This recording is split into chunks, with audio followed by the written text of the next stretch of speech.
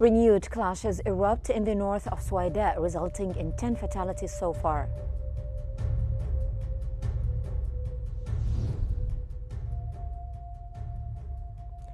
Israel reports detecting a missile launched from Yemen.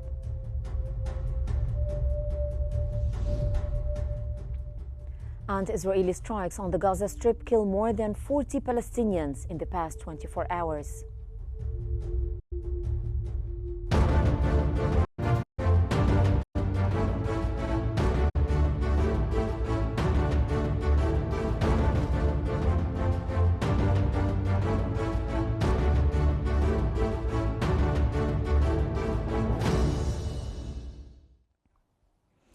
U.S. Ambassador to Turkey Tom Barak has announced a ceasefire between Syria and Israel, backed by Turkey, Jordan and regional neighbors.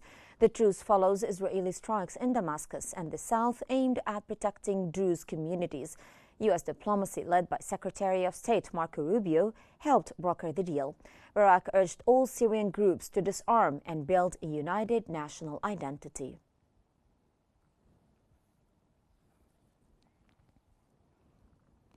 Despite this announcement, renewed clashes have erupted in Shahba, north of Suweida, between local factions and tribal fighters, resulting in 10 fatalities so far. In response, Syrian security forces have begun deploying across Suweida province to restore order and stability. The Syrian Interior Ministry affirmed the government's unwavering commitment to re-establishing security and ensuring the safety of all citizens in the region.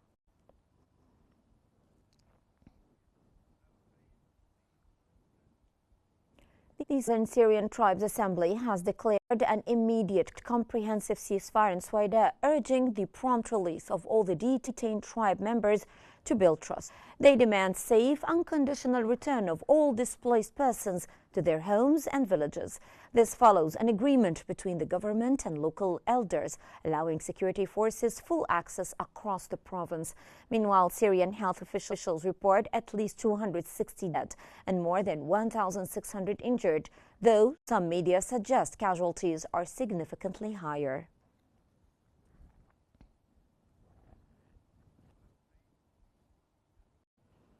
Meanwhile, Syrian President Ahmed al-Shara has described what's happening in Suweida as a dangerous turning point, warning that fierce clashes nearly spiraled out of control without state intervention.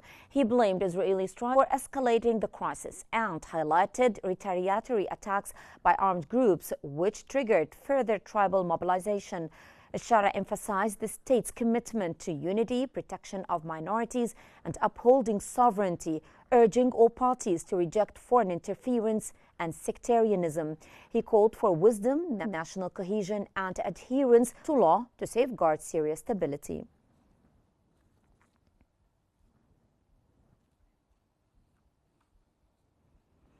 And the Syrian presidency has expressed deep concern over deadly unrest in southern Syria caused by armed outlaw groups endangering civilians. In a statement condemning attacks on families, the Syrian presidency reaffirmed that protecting civilians is a national duty. Stressing law over revenge, the Syrian presidency urged unity, calm, and lawful resolution, while deploying specialized forces and political measures to restore peace and safeguard Syria's social fabric.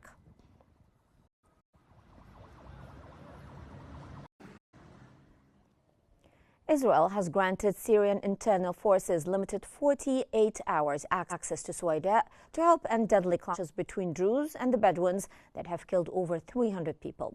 Despite earlier bans on Syrian deployments, Israel shifted its stance amid Druze communities' concerns. That comes as Damascus plans a coordinated military and political effort to restore calm, while fears persist as Bedouin reinforcements continue arriving.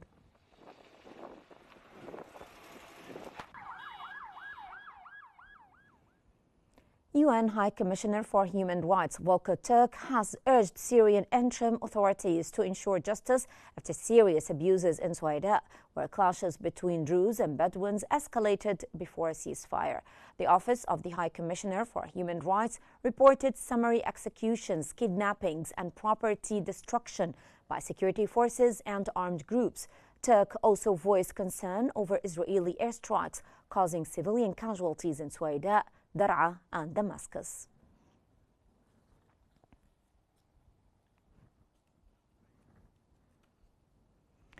The United Nations has condemned Israeli airstrikes and internal clashes in southern Syria, urging respect for Syria's territorial integrity and civilian protection.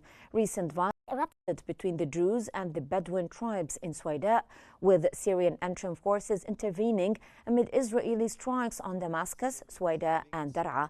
The UN highlighted grave human rights abuses, including killings and looting by various armed groups. Calls for restrained, transparent investigations and accountability were emphasized to halt the bloodshed and protect vulnerable communities.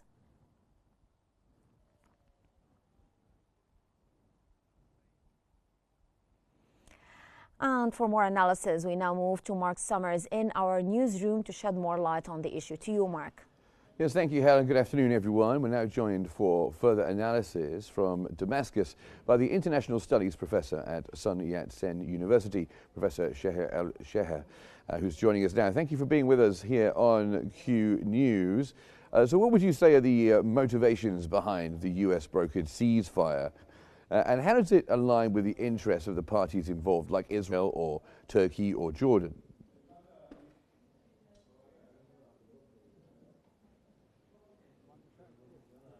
First, good afternoon, greetings to you all. In fact, we can see an overview of the situation. It's not just a fight between the tribes and the Jews in the region. It's a scheme to occupy part of the Syrian territory, which is the Israeli aspiration that is going to link it to the Furat River. This scheme failed.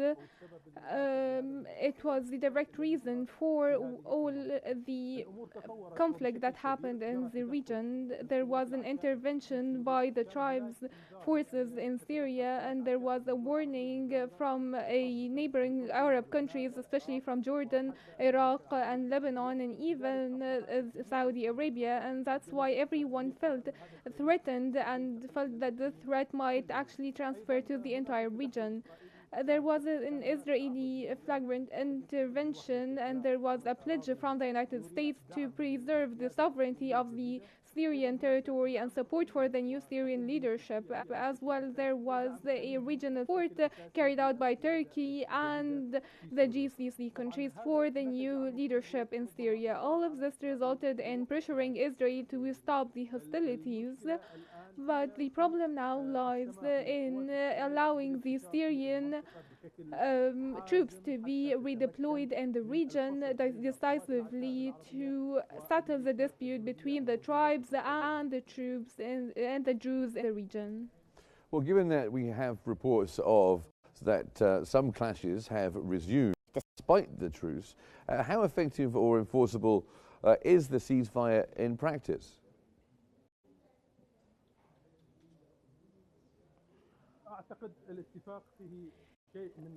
I think that this deal is somehow fragile because it has to be done by consensus and the both parties desire to have a real settlement to the dispute, and also the ability of the Syrian forces to be redeployed in the region. The agreement said that the public security can be redeployed, but there are concerns or reserves by those to have the security forces again.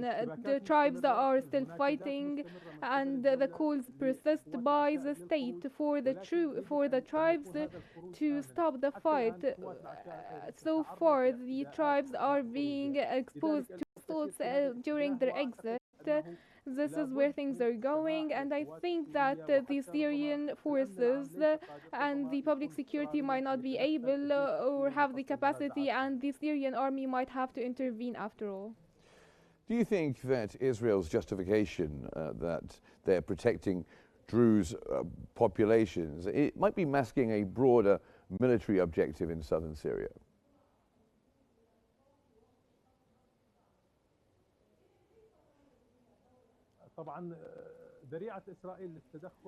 Of course, the Israeli excuse to use the Druze card is completely rejected, and no one can actually believe that. Even the Druze themselves refuse such allegations, and they do not want the Israeli protection. But there is one faction of the Jews that called on Israel to intervene, and that's why I think the main problem. What Israel doing is known to everyone. Even Israel stating this publicly. They want a new Middle East region, and they want the Suweida to be the new gateway for this new Middle East. There has been messages said to be peaceful messages with the U.S. envoy to Syria. He talked about the outdated Sykes-Picot maps, and the borders must be again, and that's why Israel is trying to impose a new de facto, a new Sykes-Picot borders. And we have the involvement of the Southern Syrian Tribes Assembly. Is that reshaping the political landscape in Suweida? What leverage do they hold?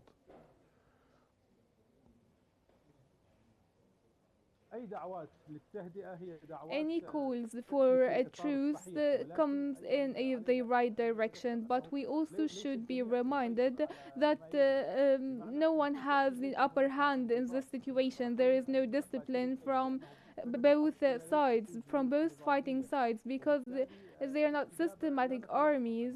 So we don't expect a prompt response, in spite that the tribes' forces announced that they will not intervene. Also, the Syrian government initiated to cut all the roads leading to Suweida, because there were a lot of forces from the tribes coming from southern Syria to reach Suweida, and this maybe alleviated the situation, and containing the situation inside the city, I think, requires some time.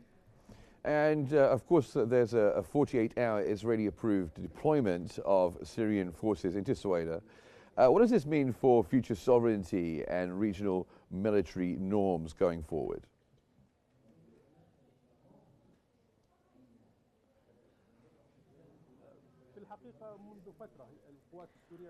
I think it's been a while since the Syrian forces was there in the Suweida city. Even before the Israeli intervention, the Syrian forces were not allowed to enter the city, and they were assaulted more than once. The governor was assaulted and dismissed out of his office. The government must respect the privacy of the city, but when the conflict moved to the Druze and the tribes, the government had to intervene. So far, the factions in Suweida is rejecting the government intervention in the city, and they only want Damascus to bear the brunt of this conflict. And there are reports of mass casualties and abuses too in Suweida. How credible are these claims?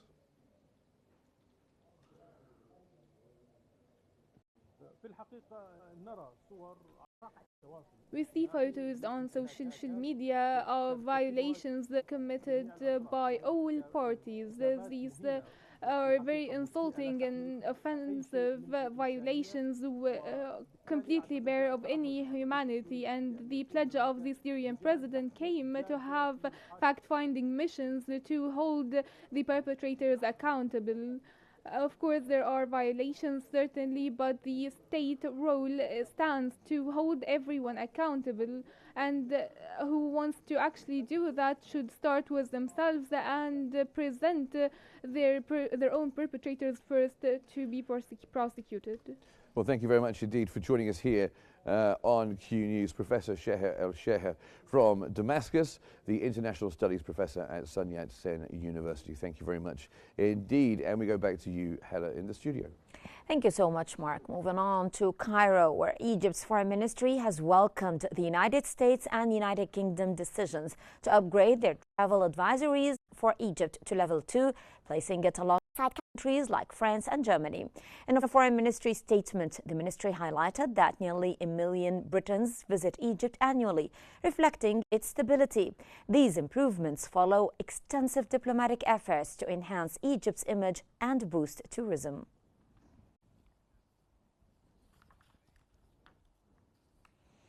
Israel's occupation military has reported detecting a missile launched from Yemen towards Israel. That comes as air raid sirens sounded in multiple areas and air defense systems were activated to intercept the projectile.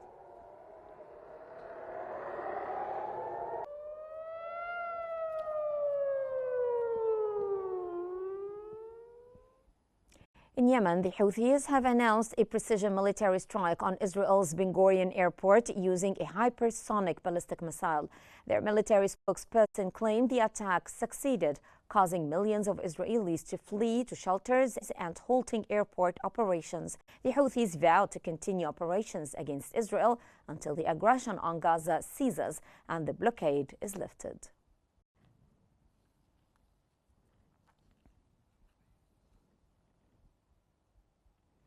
In Iraq, the U.S. Embassy in Baghdad has reported informed Iraqi authorities about a controlled explosion that occurred in the U.S. Diplomatic Support Center in Baghdad. That comes after Iraqi media had earlier reported an explosion at the 3rd Tawheed base within the U.S. Embassy located in the Green Zone.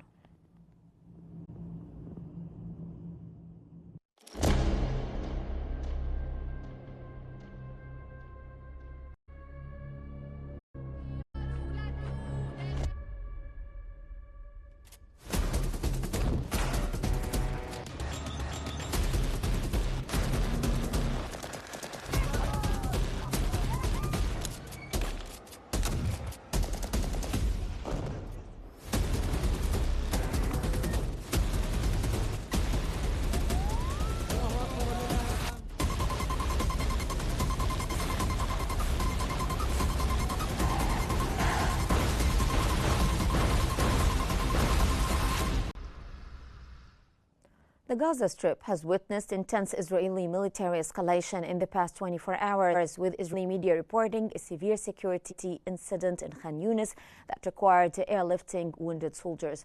That comes as Israeli strikes killed 43 Palestinians, including 32 await humanitarian aid, as bombardment targeted various areas.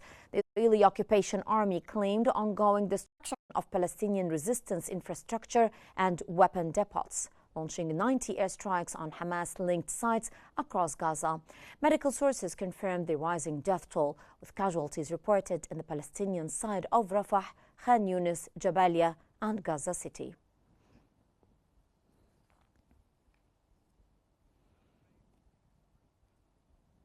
Meanwhile, the Ministry of Health in Gaza said that 98 people have been killed and more than 500 others wounded in the past 48 hours.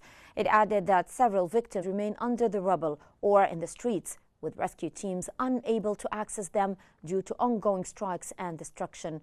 The mounting death toll comes as Israeli attacks continue across the Gaza Strip. Ambulance and civil defense teams report difficulty reaching areas hit by airstrikes, leaving many trapped under the debris. The ministry warns that the numbers are likely to rise.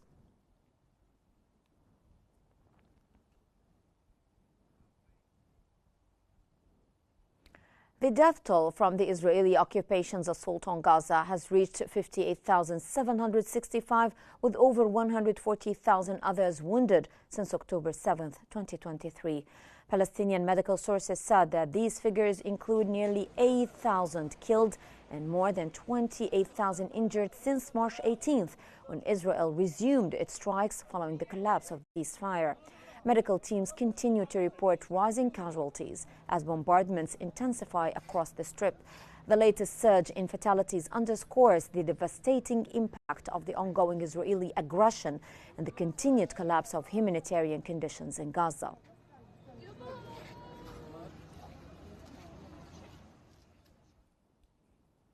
UNRWA said that it has enough food supplies to feed the entire population of Gaza for more than 3 months, but The aid remains stuck in warehouses due to border closures.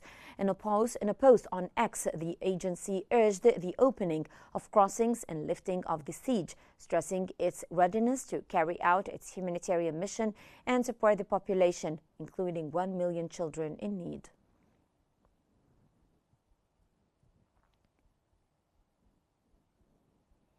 The Palestinian Foreign Ministry has condemned what it called the latest massacre by Israeli forces in northern Rafah, where dozens were killed and wounded at an aid distribution center. In a statement, the ministry said that the attack is part of a pattern of deliberate killings targeting over 2 million people in Gaza. It accused Israel of using bombardment, starvation, and denial of medical care to impose forced displacement on the population.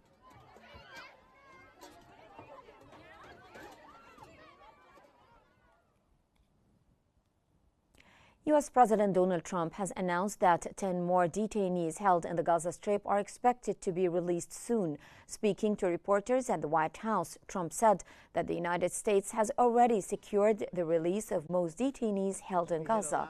He expressed hope that the remaining 10 will be freed in the coming period, calling the development a positive step. Most of the hostages back. We're going to have another 10.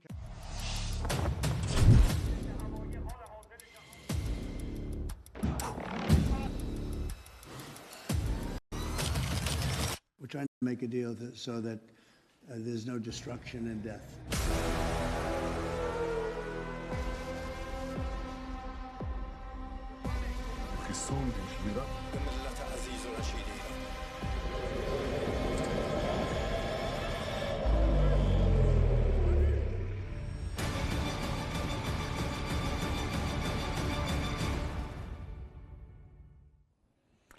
Israel's ambassador to Russia, Simona Halperin, has announced that Tel Aviv would be prepared to resume its military operation against Iran if it perceives a threat from the development of Iran's nuclear program for military purposes.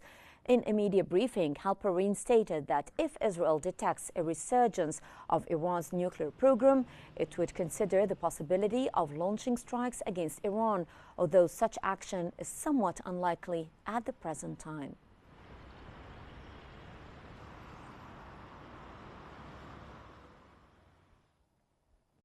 Israeli Defense Minister Israel Katz has met his U.S. counterpart Pete Hegseth at the Pentagon, where both confirmed the destruction of 3 Iranian nuclear sites, Fordo, Natanz, and Isfahan. The U.S. reaffirmed its strong support for Israel's right to self-defense, while Katz praised the joint action as a blow to Iran's nuclear capabilities. Hegseth urged Iran to choose peace.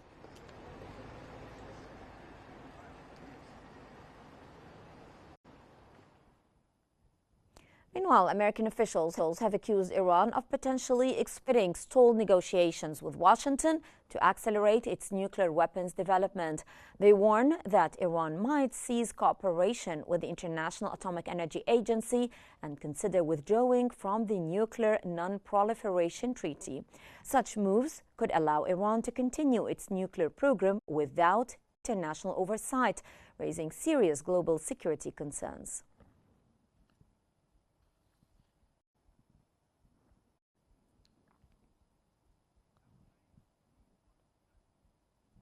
The Non-Proliferation Treaty is a key international treaty aimed at preventing the spread of nuclear weapons and promoting global peace and stability.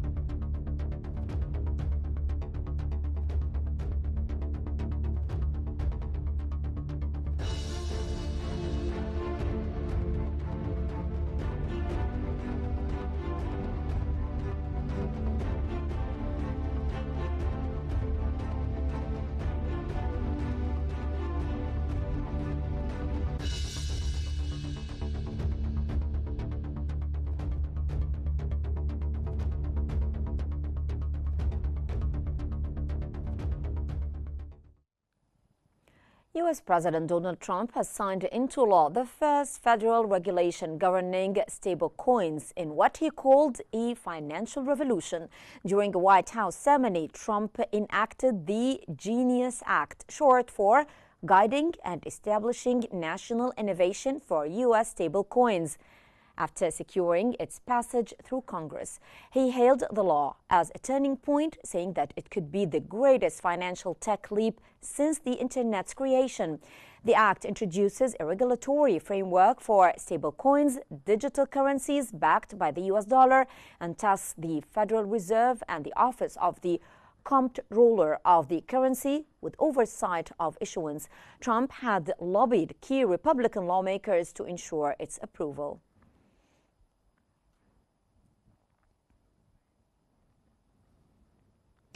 A breakthrough in Doha as the Democratic Republic of Congo and M23 rebels commit to signing a peace deal by August 18. In a ceremony on Saturday attended by both delegations, representatives signed a declaration of principles after months of Qatari mediation. The document lays out a timeline for peace but avoids key issues, including the withdrawal of Rwandan forces and M23 fighters from eastern Congo. While the text affirms restoring state authority across territory, it offers no mechanism for achieving that goal. The M23 group, which seized control of Goma in January, still holds ground in North and South Kivu provinces. Are suffering. So they have both committed. South Korean judicial authorities have filed new charges against ousted President Yoon Suk-yeol. The special investigation team has accused him of abusive power over his brief imposition of martial law on December the 3rd. The team, led by investigator Cho Eun-suk, stated that Yoon is accused of overstepping the authority of cabinet members during discussions on enforcing martial law, retroactively drafting the declaration and ordering the deletion of records from encrypted phones, among other violations.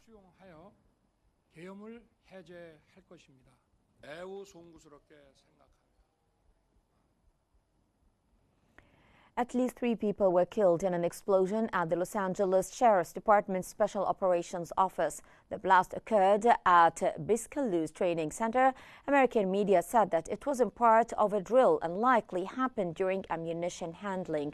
The use of live rounds in such settings is unusual, raising questions about the blast's exact cause. The explosion, caused by unexpectedly detonated explosives from a prior call, marks the deadliest loss for the L.A. County Sheriff's Department since 1857. Investigations are ongoing with federal and state support.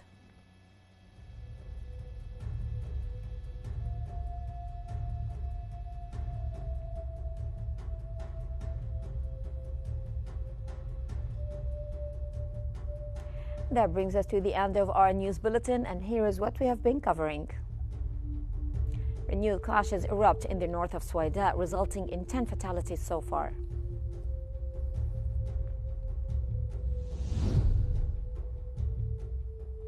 Israel reports detecting a missile launched from Yemen.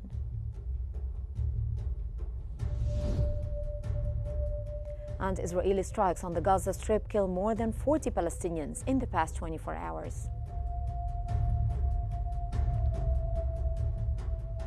Well, this concludes our news bulletin for this hour. Don't forget to follow Q News on YouTube, Facebook, X, Instagram, at QNewsEG to stay informed.